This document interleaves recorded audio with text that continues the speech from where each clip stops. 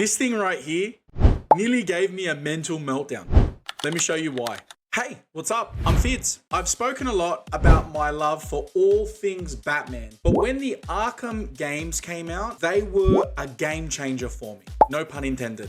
And for those that didn't know, in the game, there was a series of mini games and puzzles that you had to solve in order to get one of those, the Riddler Trophy. And peak goated status was to get 100% completion on all the Riddler trophies. And so I thought, you know what?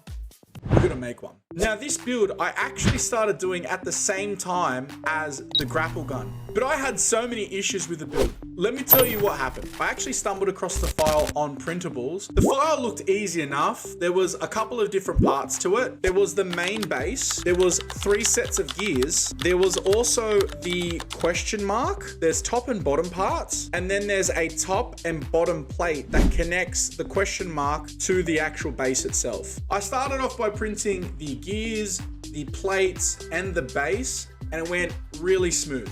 The actual question mark, on the other hand, brother, I had way more problems than you could even imagine. Now, the first idea I had was to make the question mark out of glow-in-the-dark filament. And I thought, bro, this is gonna look so mad. It's gonna glow in the dark. It's just gonna look hectic. And listen, I was completely wrong. I picked up some glow-in-the-dark filament. It's a green color. I'll actually charge it. You can see it kind of glows green there.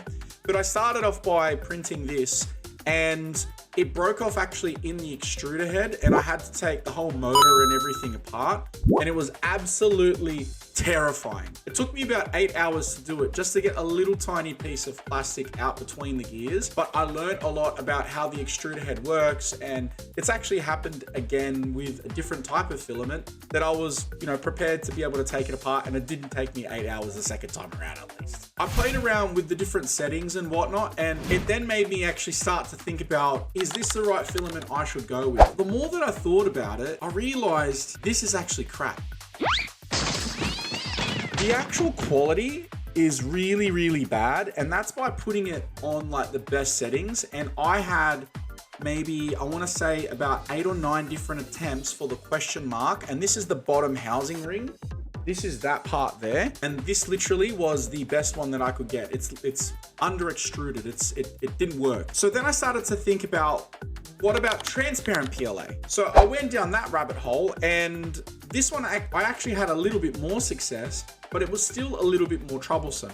Part of the issue was I was using basic settings. I realized once I dialed in those settings, I was then able to really slow the print down and get a high quality print. Now, the original idea was to then use what's called electroluminescence wire in throughout these voids. And I thought, if I run that through, I can then have it light up and then have the second piece sit over the top of it and it would glow. And I was wrong.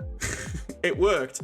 But because of the fact that it's got layers upon layers, it diffuses the light and dulls it down, and it was never gonna look that good. This is when I realized, why don't I just take the top layer off and glue the electroluminescence wire inside and have it stand out? And that's exactly what I did. But this wasn't the end of my problems. No, bro. I'm still at the beginning of issues here. Now, the file for these plates had these 2 little holes. And so I thought, what I'll do is I'll run the wire through the top, around, and then completely around the question mark, and then have it spit right out so then I can connect the cable to the battery pack. The problem was that because the wire is 3 meters long, I had way too much excess. I did some research. You can cut the wire. So I did that. I cut it. It did suggest that you have to seal the end, which I did do with super glue. But when I put it all together, I tried pressing the button to get the light go, and the light wouldn't work.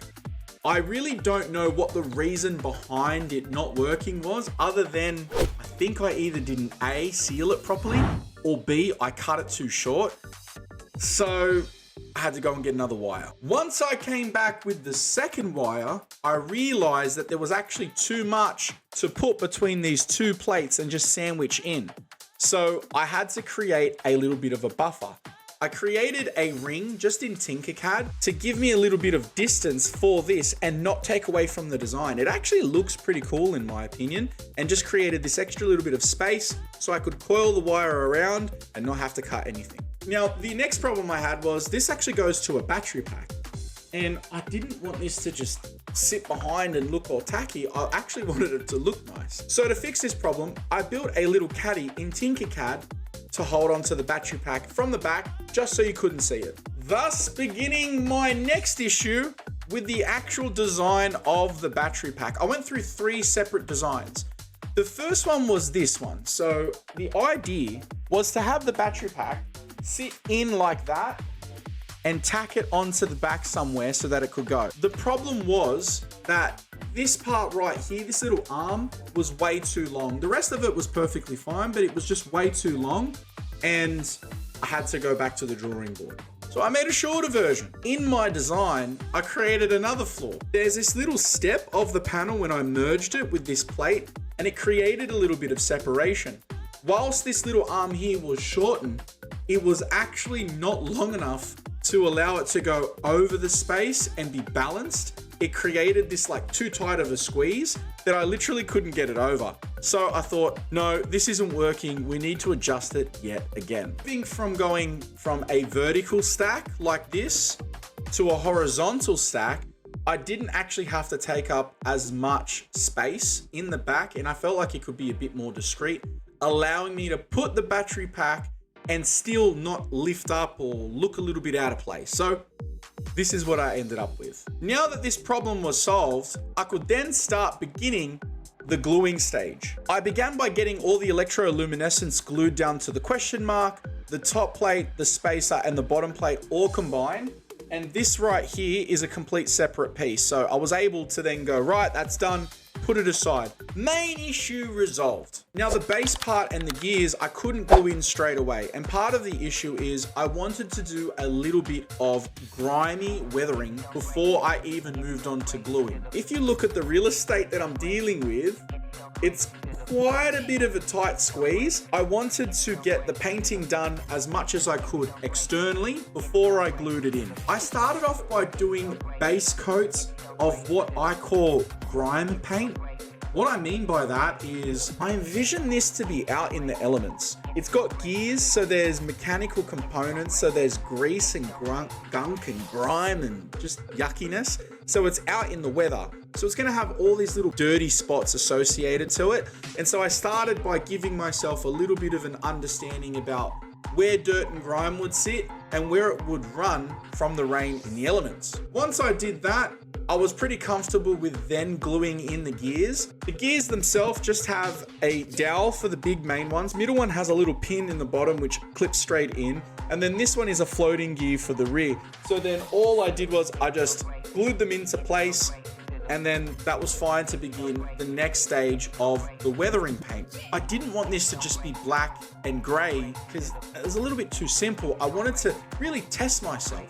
So I started playing around with the idea of doing some rusting effects. I began by using a terracotta base coat. This just allowed me to have like a darker undertone so that I knew where the rust spots were going to be. I really envisioned that where water would land, in these corners and cracks and crevices, it would stop, pull, and then essentially rust. By adding that base coat, which was really simple, just little tiny bits of paint on a precision fine tip brush, dotting and stippling into some corners, a little bit of line work, really not over complicating it. And so I could use that as a gauge for the next coat that I would add much later on. The next part was the main effect of weathering. To be able to do this, I simply mixed raw umber, black, and a good amount of water together to create this mucky, filthy color. And more water the better, to be honest. What it does was it then has a tendency to run when you stipple over. I used a round, rough bristle brush. I would get a heavy amount in the brush and then stipple it, and then taking a rag, wiping it dry, but making sure that you wipe down as much as possible. This actually creates a water run effect, and so you get these splotches and patterns in the plastic that looks amazing. You can really see there that splotchy effect. That's what I'm talking about. The last part was using a copper highlight, and I did that just over the rust spots. Very simply, again, just a little bit of copper paint and then just going over a little bit of those areas that I did the terracotta base coat. This just gives it this little like shiny metallic finish. When you look at rust, the oxidization can sometimes create this like iridescent effect, and that's ultimately what I was trying to do. All this said and done, man, the final product, I'm over the moon. Let me show you. The gears are all in place. You've got that rust and oxidization effect.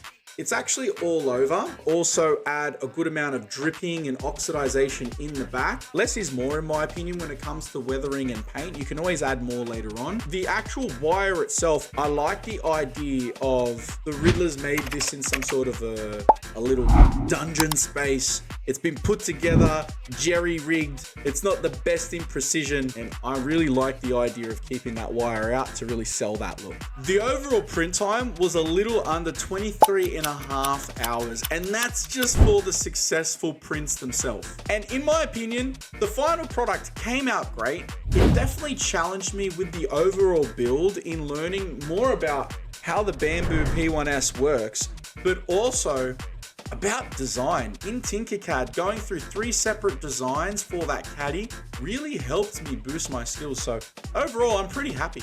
Now, if you want the original file for yourself, or you want any of the adaptations that I've made, including the spacer ring as well as the battery caddy, check out the description below. I've left the links in there for you. For all the trouble that this project was, I'd like to know from you, do you think it was worth it?